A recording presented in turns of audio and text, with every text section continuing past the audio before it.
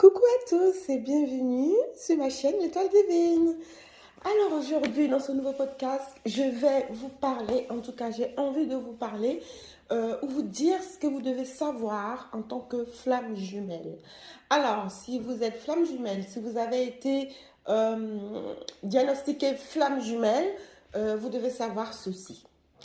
Alors, je ne vais pas aller dans tous les détails, c'est-à-dire dans l'origine des flammes jumelles, parce que je pense que tout le monde sait à peu près ce que c'est que l'histoire des flammes jumelles.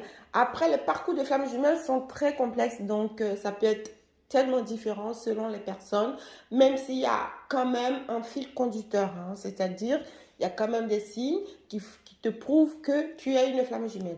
Donc moi aujourd'hui dans cette vidéo, je vais te dire que quand tu penses être une flamme jumelle, il y a certaines choses que tu dois savoir. Il faut vraiment le savoir parce que être flamme jumelle, c'est pas quelque chose de, pas un jeu d'enfant, pas du tout. C'est pas du tout un jeu d'enfant parce que c'est quelque chose de très lourd à porter. Donc il faut savoir que l'original de flamme jumelle, bien sûr, on dit que c'est une âme qui s'est scindée en deux avant de s'incarner sur terre. Donc, ce qu'il faut savoir, c'est que tous les âmes ne sont pas des âmes de flammes jumelles et tous les âmes, même que ce soit des âmes de flammes jumelles, ne sont pas vouées à la réunion terrestre. Dans tous les cas, les flammes jumelles sont faites pour se retrouver à un moment donné de leur parcours de vie, mais pas forcément dans toutes les réincarnations. Comme on dit, hein, moi à l'heure d'aujourd'hui, je connais que cette vie à l'heure d'aujourd'hui. Mais pour vous expliquer rapidement, je suis médium. Donc, il m'arrive d'avoir certaines visions de vie antérieures. Ce qu'il y a, c'est que je n'ai pas encore pris la décision de vraiment me pencher là-dessus. Bien que j'ai pas mal de visions, je fais de temps en temps sur Internet des lives, voyances, etc. Mais pour mon cas, c'est de la pure voyance. Donc, ou de la clairvoyance, je ne sais pas, mais bon. Bon, bref, c'est pas ça le sujet. C'est pour dire que dans nos vies ou dans la vie dans laquelle nous sommes à l'heure d'aujourd'hui, vu que j'y suis en ce moment, donc je me permets de parler de cette vie-ci. Donc, dans cette vie-ci, ça ne, toutes les flammes jumelles, sincèrement, toutes les personnes qui se disent flammes jumelles, ne sont pas forcément vouées à la réunion. Donc, c'est vrai que, comme on dit dans l'histoire de flammes jumelles, il y a de la fuite, il y a de la course, il y a de la patience, il y a des souffrances, il y a des guérisons, il y a plein de choses qui se passent dans un parcours de flammes jumelles. Donc, toi, aujourd'hui, ce que tu dois savoir, déjà, sache que toutes les flammes jumelles ne sont pas vouées à la réunion. Et si dans cette vie-là, tu n'es pas voué à retrouver ta flamme jumelle dans une autre incarnation, tu vas la retrouver. À un moment donné, les flammes jumelles doivent se retrouver. Donc, ce qui fait que il y a beaucoup de personnes qui se disent que de toute façon, même si j'attends 100 ans, je vais attendre 100 ans jusqu'à ce que ma flamme jumelle me revienne. Mais il se peut que dans cette vie-là, tu ne vas pas vivre une réunion avec la flamme jumelle. Tu vas sûrement vivre une relation, donc une relation qui peut durer peut-être quelques semaines, quelques mois ou quelques années, mais qui ne va pas forcément durer toute la vie, c'est-à-dire toute cette réincarnation dans laquelle vous êtes, cette relation ne va pas forcément durer jusqu'au bout. Vous allez vivre du coup un parcours de flammes jumelles avec des réunions, des séparations, de tout un tas de choses. Et sachez aussi que les flammes jumelles, il y a certaines flammes jumelles qui ne doivent pas se réunir parce que, on va dire, leur âme n'est pas tout à fait mûre. C'est comme quand tu trouves un fruit sur un arbre. Après la floraison, on a une toute petite boule, admettons, on va parler du pommier. On a une toute petite boule de pomme qui s'est formée, mais elle n'est pas prête à être mangée. Donc, il faut attendre que la pomme, elle grossisse, elle mûrisse, et jusqu'à ce qu'elle soit prête à être cueillie pour être mangée. Et il n'y a que comme ça que tu auras la satisfaction de déguster ta pomme. Si après la floraison, tu vois qu'il y a une petite pomme, tout de suite tu es pressé à la manger, et ben ça va te laisser un goût très amer et que tu ne vas même pas l'apprécier parce que tu l'as pris, elle était même pas mûre. Donc les âmes de flammes jumelles, c'est comme ça parce que dans la flamme jumelle, il y a un corps et dans ce corps-là, il y a une âme. Et donc cette âme-là, qui naît dans ce corps, a besoin de mûrir, a besoin de grandir, a besoin de penser ses blessures. Et donc c'est à ce moment-là qu'une fois que les blessures et tout ça sont passées, il y a un développement spirituel qui se met en place pour vraiment accélérer, on va dire, euh, l'élévation de l'âme. Et les flammes jumelles qui seront vouées à se rencontrer dans cette vie-là, doivent forcément passer par là.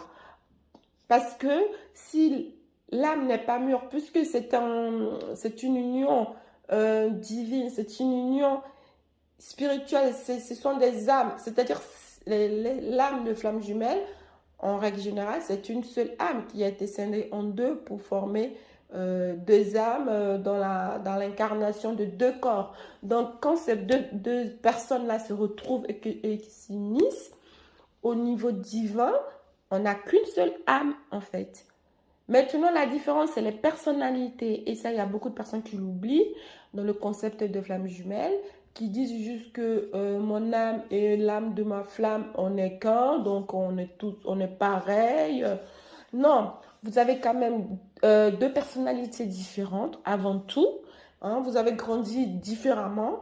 Et donc, vous avez dû travailler vos blessures, tout ce qui s'est passé dans votre vie antérieure ou votre vie au quotidien. Vous avez dû affronter plein de choses pour pouvoir au final vous réunir. Donc, dans la réunion, le fil conducteur, c'est l'âme. Dans la réunion, quand si vous êtes tous les deux, souvent, ça arrive souvent dans les couples de flammes jumelles, quand on les retrouve dans un endroit ou dans un groupe de personnes, franchement, il y a quelque chose qui se dégage de ce couple. Et beaucoup de gens le voient, tout le monde le voit. On sait que voilà, ce couple-là, il est spécial. Et deux fois même, il crée de la jalousie hein, autour, que ce soit dans la famille, que ce soit dans l'amitié, même au travail. Enfin, ça crée des jalousies parce que vous êtes ensemble. Quand la personne elle est toute seule, bien sûr qu'elle va dégager quelque chose et tout, mais à partir du moment où elle est avec sa moitié, la fusion là, les gens le ressentent en fait. Donc, c'est-à-dire que ce choix a été fait à la source pour que ces personnes-là sur Terre accompagnent les autres à évoluer. Parce que le but de la vie, c'est de vivre, on va dire, la vie éternelle, même si on sait très bien que, on va dire l'âme éternelle. Parce que le corps, il n'est pas éternel, on est bien d'accord. Donc, le but, c'est de vivre ça, de vivre une vie pleine d'amour, de ça. Sauf que, bah, l'être humain, étant donné qu'on n'est pas tous, on n'a pas tous les mêmes âmes, apparemment, ce que j'ai dû apprendre lors d'une formation, je pense que il y a 7 types d'âmes. Il y a 7 types d'âmes. Bon, je ne vais pas développer ce côté-là, mais il y a 7 types d'âmes. Donc, ce qui montre encore à quel point que on est différents, que les âmes sont différentes. Donc, quand tu rencontres ta flamme jumelle et que vous n'êtes pas forcément voué à vous réunir dans cette vie-ci, à un moment donné, il faut vraiment comprendre certaines choses. Parce qu'il y a certaines âmes qui le refusent, qui refusent de se dire que non, j'ai rencontré ma flamme jumelle, je veux tout faire pour être avec elle, je veux tout faire, je vais faire ci, je vais faire ça, et qui oublie presque sa mission de vie. Même si la mission de vie des flammes jumelles, c'est de se retrouver et que comment dire, de faire évoluer toutes les énergies terrestres. Parfois, quand c'est pas encore le moment, c'est-à-dire quand l'âme n'est pas encore mûre, c'est pour ça que j'ai pris l'exemple de la pomme, quand l'âme n'est pas encore mûre euh, et qu'on veut forcer, ça se finit de manière dramatique. Donc c'est la mort qui décide de vous séparer parce que vous n'êtes pas prêt à être ensemble.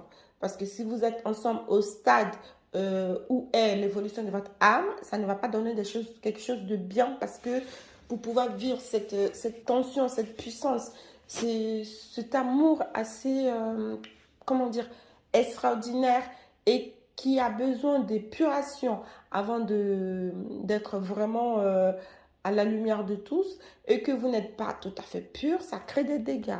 Donc, deux fois, la source te retire ton âme, ta flamme jumelle, par la mort. Et il y a beaucoup de flammes jumelles qui sont séparées par le décès. Donc, quand c'est comme ça, bien sûr que la source t'offre quand même quelques cadeaux, mais c'est très, très difficile d'oublier ce qui se passe parce qu'il y a des flammes jumelles qui sont en couple avec une autre personne parce que leur âme jumelle est décédée, mais ils ont beaucoup de difficultés. Ils ne font qu'ils y pensent. Et il y en a beaucoup qui ont recours à des personnes pour communiquer avec les défunts, les choses comme ça, parce que c'est difficile. Donc, une flamme jumelle, ça reste une flamme jumelle. Si vous êtes vraiment flamme jumelle, vous n'aurez pas le choix que de subir des foudres karmiques, en fait. Donc, il y a beaucoup de personnes qui se disent flammes jumelles et en fait, vous n'êtes pas des flammes jumelles parce que euh, vous accrochez sur certaines choses. Quand on dit séparation, poursuite, sachez que dans les couples de âmes sœurs, ça existe. On ne les appelle pas chaser et runner parce que ça, c'est vraiment dédié à la flamme jumelle. Mais quand vous êtes dans un couple de âmes sœurs, il y a aussi un qui fuit, il y a aussi un qui poursuit. Donc, c'est pas, ça arrive que fuis-moi, je te suis, suis-moi, je te fuis. Enfin, voilà. C'est pas vraiment. En tout cas, c'est, dans la flamme jumelle, c'est quelque chose, c'est comme ça, c'est obligatoire, ça se passe comme ça. Mais dans les autres couples, c'est pas obligatoire, mais ça arrive. Donc, quand certaines personnes vivent ce genre de choses et qui ont la connaissance des existences de flammes jumelles, ils se raccrochent à ça pour se dire, bon, on est flammes jumelles et tout et tout. Parce qu'il y a certaines personnes qui peuvent avoir l'illusion de se sentir aimé, l'illusion d'être amoureux, alors que c'est que de l'illusion. Et parfois, ça disparaît comme c'est venu. Et d'un coup, il y en a qui vont dire, ah non, non, moi je ne la calcule plus, ma flamme jumelle, c'est fini. Mais ça ne finit jamais avec ta flamme jumelle. Ça ne finit jamais. À partir du moment où il y a eu la connexion, tu peux faire tout ce que tu veux, hein. Tu peux te marier avec Brad Pitt si tu veux, ou avec Angelina Jolie, tout ce que tu veux. Et ta flamme jumelle, ça peut être un pauvre clochard ou une pauvre dame. Mais tu vas toujours garder ce lien avec ta flamme jumelle. Tu vas toujours penser à ta flamme jumelle. Tu vas toujours y penser. Donc, pour vous dire que à partir du moment où tu sais que une flamme jumelle, ça ne veut pas dire que vous allez forcément vous unir.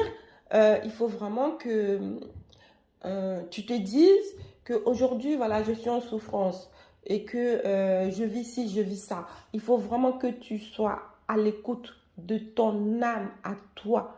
Parce que ton âme va tout te dire. Si tu es vraiment pur, avant de vraiment interroger ton âme, il faut que tu te travailles, il faut que tu te purifies.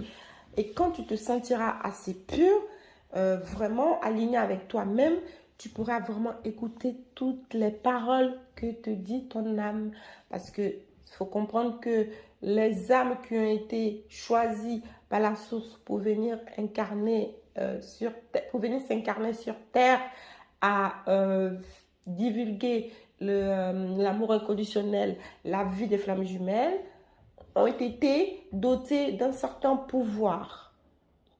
Donc ça, c'est ça au départ. On a été doté d'un certain pouvoir, vraiment, une certaine énergie qui est beaucoup plus haute que l'énergie de la plupart de certaines personnes ou certaines âmes sur Terre. Donc, on n'est pas des personnes, bien sûr qu'on est des personnes lambda, on nous voit, on est des personnes, voilà, mais au niveau énergie, au niveau esprit, au niveau de notre âme, on a une puissance, une certaine puissance. Donc, il ne faut pas se sentir lésé, dire oui, bah moi je veux coûte que coûte être flamme jumelle parce qu'il y a trop de choses intéressantes qui se disent sur flamme jumelle.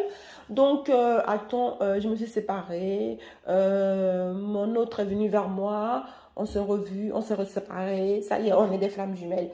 Non, c'est pas comme ça parce que deux fois, ça te tombe dessus sans que tu t'en rendes compte vraiment. Parce que être flamme jumelle, vraiment, il y a beaucoup de choses qui se passent.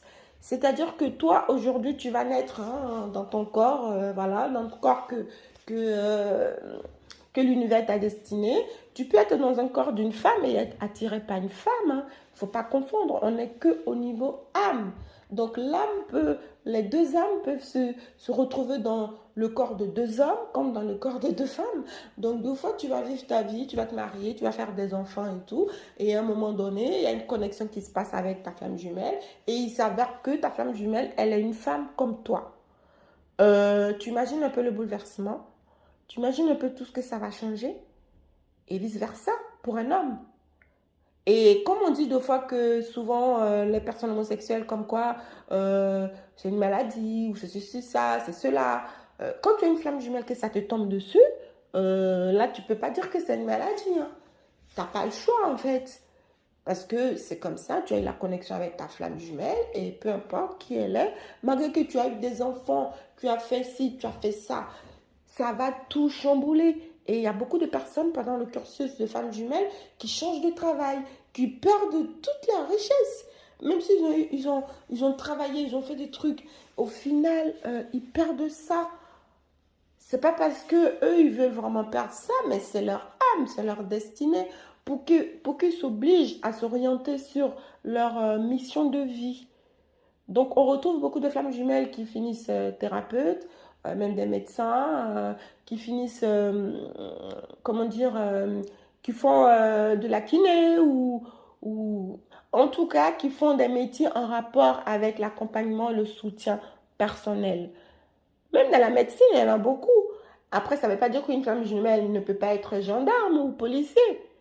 Mais le plus souvent, quand la connexion se fait, ça bascule en fait. Donc il y a plein de gens pendant leur vie qui changent complètement de parcours et ça surprend beaucoup de personnes et ça ne s'explique pas. Après, il n'y a que la personne qui peut dire, bon, j'ai voulu faire ci, j'ai voulu faire ça parce que c'est, parce que ça, parce que l'évolution se fait petit à petit. Ton âme, il mûrit petit à petit comme la pomme sur son pommier. Il mûrit petit à petit et un jour, on le voit, voilà, la pomme, elle est prête à être mangée. Et c'est comme ça, ton âme, il est prêt à être vraiment... il est prêt à être face à sa mission de vie et à accompagner et à aider et à faire évoluer l'énergie terrestre.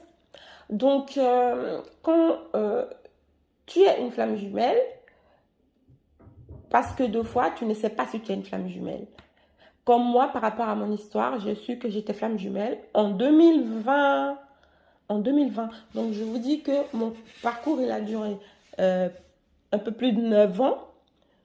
Là, je vais vous poster en fait la vidéo où j'ai parlé de le résumé de ma vie de flamme jumelle. J'ai fait un résumé et je pense que ça sera beaucoup plus parlant que les épisodes que j'ai fait, la petite série. Quand j'ai rencontré ma femme jumelle, j'ai fait une petite série où je vous ai expliqué un peu en story time. Mais là, je fais une vidéo complète où je fais un résumé. Donc là, vous allez comprendre tout d'un coup comment les choses se sont passées pour moi. Dans mon parcours, il a duré 9 ans. 9 ans et 4 mois. Et donc, avec ma flamme, on s'est retrouvés en 2020. Et c'est pas fini. C'est pas fini du tout. Et donc, il faut comprendre que quand tu es dans un parcours de flamme jumelle, ce que tu dois savoir, dis-toi qu'il y a des similitudes avec ta flamme jumelle. Il y a plein de choses qui se passent vraiment avec ta flamme jumelle. Donc, il y a des choses qui vont se passer chez toi tout seul et ta flamme jumelle elle va vivre la même chose. Et tout ça, tu ne peux pas savoir. Et à un moment donné, tu le sauras. Comme moi, ma flamme jumelle, quand je pense à elle, elle m'appelle ou quand j'ai envie qu'elle m'appelle, je pense à elle parce que je n'ai pas envie d'appeler ou que je n'ai pas le temps d'appeler. Je me concentre, je pense à elle et elle va m'appeler. Et je lui dis, bah, tu m'appelles? Oui, bah, je sais pas, je voulais t'appeler comme ça. Bah, je sais très bien que c'est moi qui ai fait en sorte que mon autre m'appelle. Donc, moi, je suis une flamme jumelle runner et mon chaser, c'est un homme. Donc, je suis d'un couple mixte, voilà, un homme et une femme. Donc, mon chaser, c'est lui l'homme. Donc, le plus souvent, les chasers sont des femmes, mais bon, moi, dans mon cas, c'est pour ça que je publie aujourd'hui mon parcours de runner, parce que les runners sont souvent incriminés. Mais bon, Bref, moi, il faut que vous compreniez que quand on est dans un parcours de flamme jumelle, on a les souffrances des deux côtés. Il n'y a pas un qui souffre plus que l'autre. Il y en a un qui commence à souffrir avant l'autre. Et l'autre, son tour arrive, ça c'est sûr. Donc voilà, je voulais que vous sachiez ça quand on est dans un parcours de flamme jumelle, quand on te dit flamme jumelle. Je voulais que vous sachiez tout ce que j'ai dit dans la vidéo parce que c'est important et parce que surtout c'est important de ne pas confondre.